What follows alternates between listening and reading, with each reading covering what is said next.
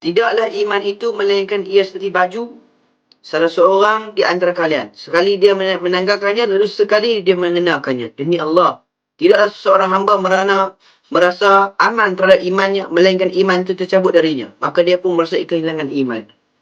Iman, katanya Abu Darda, macam baju lah. Macam baju. Pakai, benda itu buka, pakai balik. Mana pun tu. Sebab itu kita kena, dalam hidup ni yang perlu kita khawatir bukan rezeki.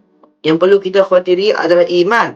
Kalau di sana ada orang mati dalam keadaan kufur dan sebelumnya mereka beriman kepada Allah SWT. Ada orang 80 tahun, 70 tahun, 80 tahun, 60 tahun hidup beriman kepada Allah. Tapi di penghujung hayatnya mereka melakukan perbuatan yang membatalkan imannya. Sebab tu yang perlu kita khawatiri adalah iman, bukan rezeki. Tetapi sebaliknya umat kita sekarang di akhir zaman, kebanyakan mereka mengkhawatiri tentang rezeki dan meninggalkan kekhawatiran tentang iman.